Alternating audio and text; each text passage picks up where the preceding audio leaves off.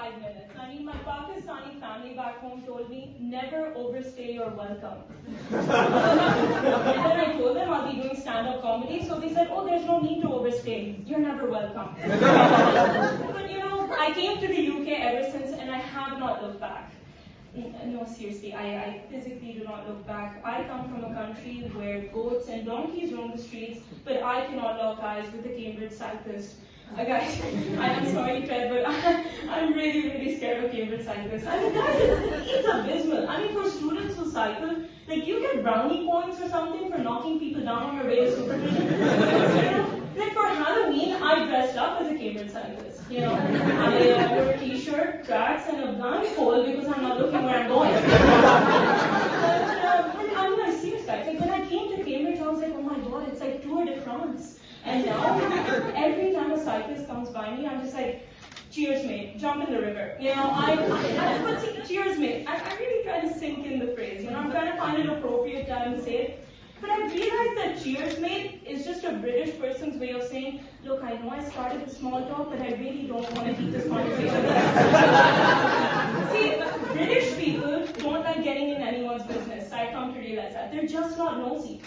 So, cheers, mate, is the perfect way out. Like someone asked me, they were like, morning, how's your day? I was like, not too bad, really missing my family. It's tough being away from home. Got any advice? And he was like, cheers, mate. Like, share, you know? Or like, you know, like, someone asked me, like, hey, are you coming to my birthday party? I was like, not really, actually, have COVID, quite sick, can't really breathe. Quite frankly, on the verge of death.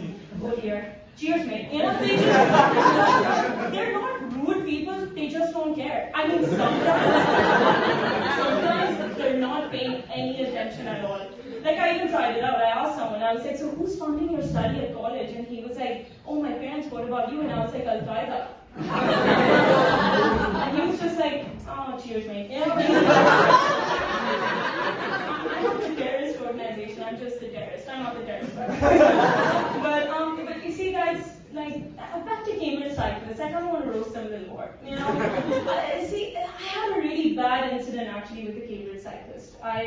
It started in the fall, so when I first came to Cambridge, I kind of wanted this post-breakup haircut.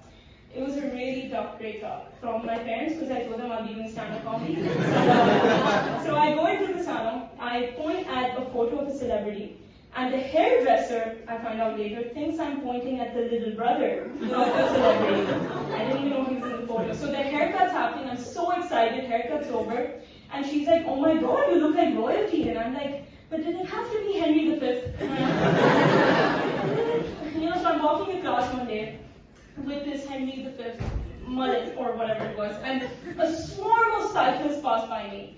And my mullet turns into like a Muppet on Elm Street or something, I don't know. And behind me, on the pedestrian walk, see, this is really unfair. Like, on the pedestrian walk was this old British guy on a bicycle, and he screams, move, you Cornwall bloke.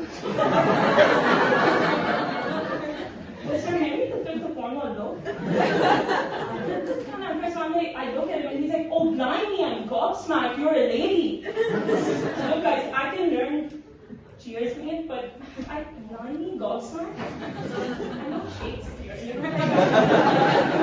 Human beings. So then I'm like, what do you want? And he's like, you know, you've been standing there, but it feels like you're going to be there for 3 days. And then I'm like, you know what, sir? That's what my people felt when your people came to the subcontinent.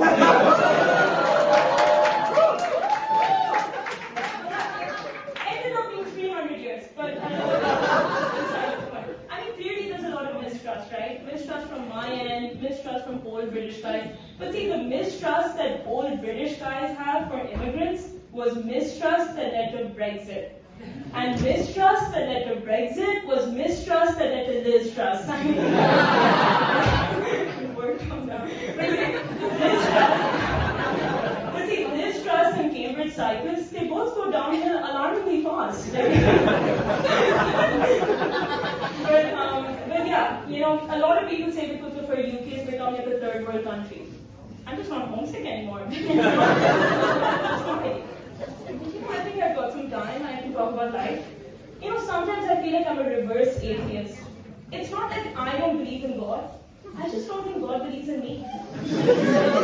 I mean, I got mugged at Aldi.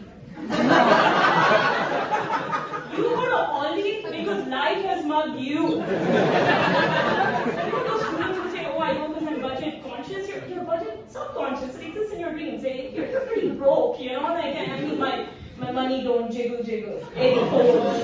My money don't exist. It's not there. You know, sometimes when my card gets declined, I just give it a little good old shake, you know? like you know, all those Heinz ketchup bottles, you know? It's like, no, there's something. I'm telling you. And then I'm just like, a decline, cheers, mate. But guys, thank you so much. You've been a great crowd.